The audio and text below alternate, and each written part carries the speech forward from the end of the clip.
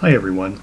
This is something new I'm going to be starting for 2017. I know I said last year I was going to do some live streaming events, and technical glitches and life in general got in the way, so it didn't quite pan out. So I'm going to try using YouTube over the course of the year to post videos about space law and policy. We may even have a few live streaming events.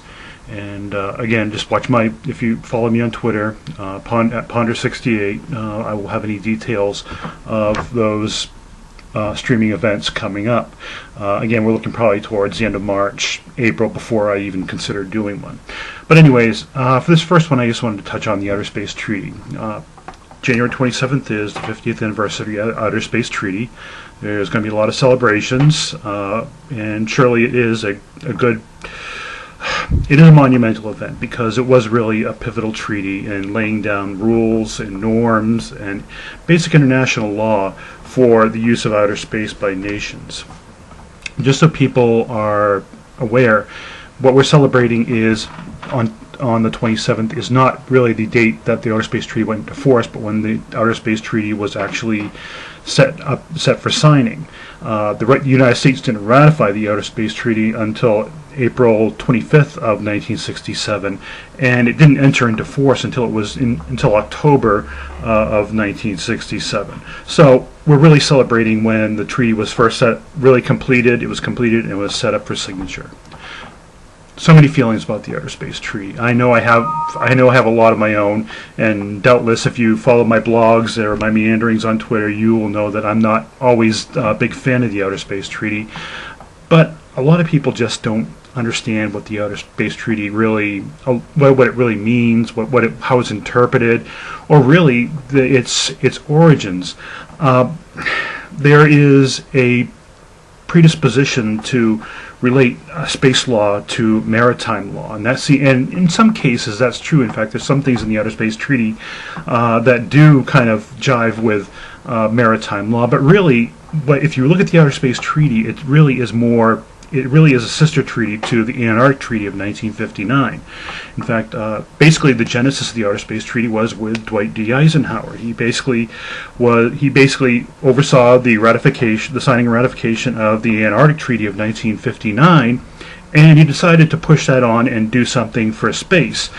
If you look at the Antarctic Treaty and you put it side by side with the Outer Space Treaty, you will see that they look almost virtually identical in many respects. There's the same province of all mankind language in there, which is basically the res communis doctrine, which is a Roman property law, and I'll talk about that in a little bit more. And really, when you look at the Outer Space Treaty and the Antarctic Treaty, they're sisters. They're very close siblings. On the other hand, we have the very controversial Moon Treaty, which is of 1979, and that really is more analogous to the oceans. And in fact, if you look at the UN law of the Sea Treaty, that is basically a sister to the Moon Treaty. They have the same property concept, res nullius, included in them. So Antarctic Treaty and Outer Space Treaty are siblings. The Moon Treaty and the Law of the Sea Treaty are siblings. So that kind of clears that up. That's a common misconception. I just want you all to be aware of that difference. Talk about the res communis doctrine a little bit. I mean, it's basically a Roman property law that basically says some things are owned in common, like the air, the light, certain grounds, and it's hard to analogize this in terms of the outer space and such, but I have one analogy that's had a lot of success. I just did an interview a few days ago where I used this, but in the United States we're all aware of the national park system, and basically when you go to a national park, it's basically maintained by the federal government, but it is public property for all. You can go into the park. You sometimes have to pay a fee. You can camp. You can use resources like water. Maybe you can pick up some sticks and use them to build a fire. You can enjoy the scenery, and basically you can use, and I'll use the word use, which is a very controversial terms. If you've been following me, you'll understand that. You can use the resources within the park for your own enjoyment, but you can't use them for profit. In other words, I may be able to pick up a rock as a souvenir, but I can't start collecting rocks and take them out and resell them for a profit. Nor I can't take I can't harvest the trees in there unless the government gave me a special license. And I'm going to use that loosely because a lot of you might jump on me and say, well, with this controversial asteroid bill, you're getting a license. That's a whole different ball game altogether. But the idea behind the national park, it's there for everybody for their enjoyment. In a sense, it's res communis. Think of the Outer Space Treaty like that. It is basically there for everybody. No one person, no one country owns it. And we see that with the freedom of access to outer space that was basically set with the launch of Sputnik, and you see that in the Article 1 and Article 2 of the Outer Space Treaty, which set the res communis doctrine. So, so if you want to think about the Outer Space Treaty, think of it as a national park, and you can go out there. You can actually use the resources to build your lunar base. Maybe make some rocket fuel to continue on your journey. You can collect moon rocks, you can collect lunar samples and bring them back and study them. But the caveat being, understand that the Outer Space Treaty is couched in scientific terms, so long as they're available to everybody.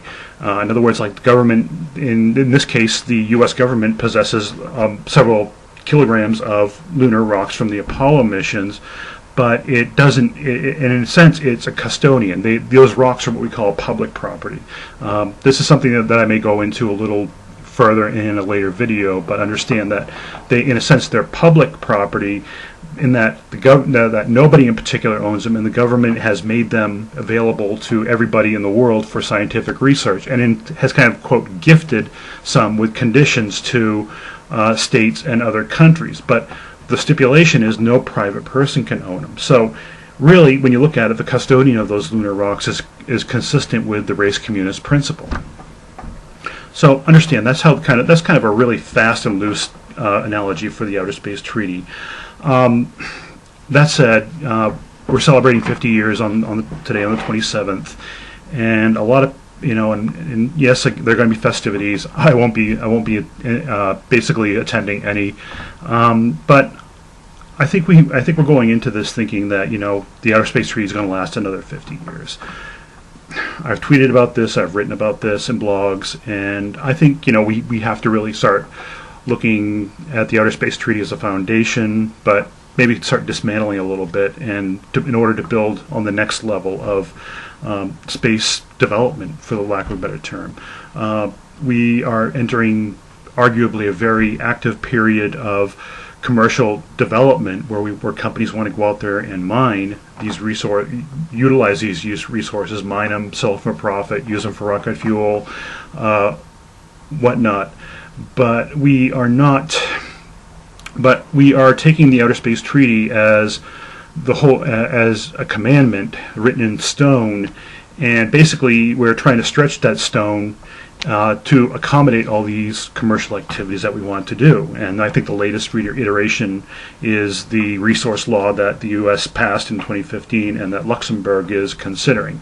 I won't get into the whole fish in the ocean analogy. That's a major pet peeve, and maybe in a later video we'll go into more detail. Of course, you can always read my blog posts and such, and it will. And if you're subscribed to the Pressy, you understand my feelings on that and my opinions. But I think we are. Another analogy I use with the Outer Space Treaty is we've been wrapping ourselves in this big warm comforter, and I have relatives in Austria. And I went there for a winter. I went for a visit one time in winter, and they had these big, thick down comforters.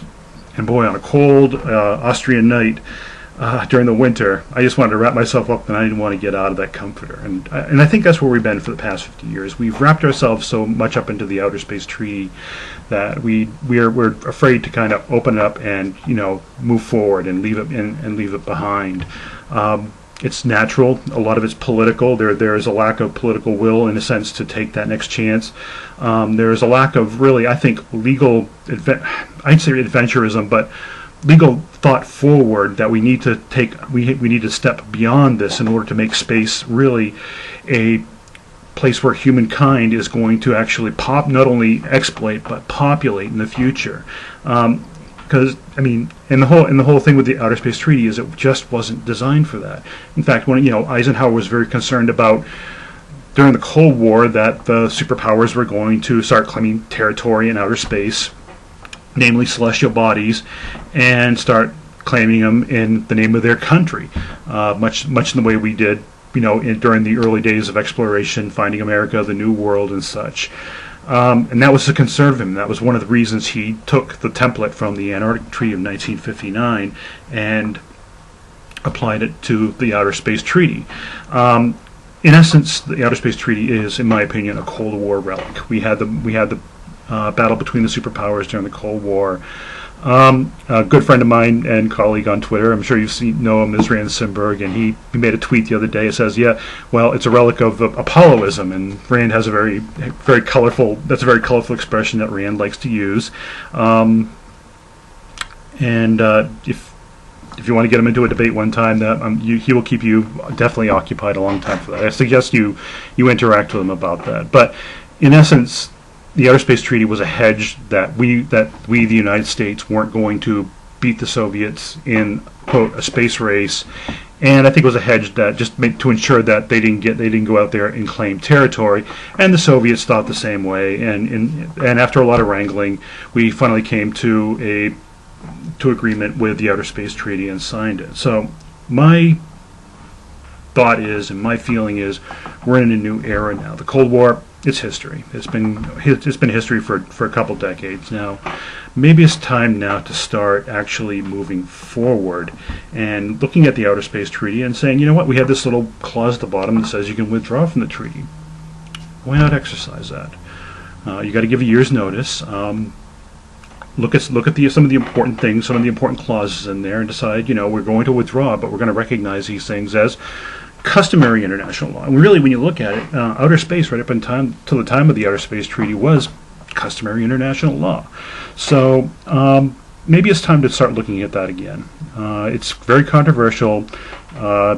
It's definitely not the mainstream, but good money, or even a few good cups of coffee, says a lot of people who are involved in space law, who are very prominent names in it, probably understand the same thing, that the Outer Space Treaty it's time to actually move on, and maybe it's time we really take a cold, hard look at that. Whether it will happen during this administration, I don't know. Maybe what will happen 5 years, 10 years down the road, will ever happen? Who's to say? It's a political decision, and from there the lawyers have to take over, and we have to start making some decisions. But I think we're ready to move on. I really want to see us. I do space law because I want to see us to actually, populate the cosmos, the solar system, to develop the resources out there. But I really think the Outer Space Treaty is a hindrance.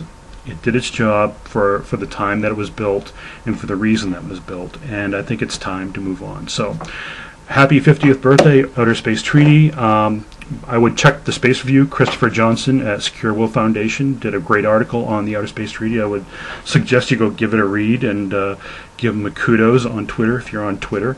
And for now, that's all I have to say on this. We'll hopefully do some more videos pretty soon.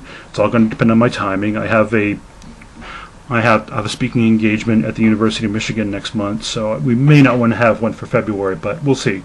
And hopefully we'll have a live streaming one pretty soon. All right? And again, have a happy Friday and have a safe weekend.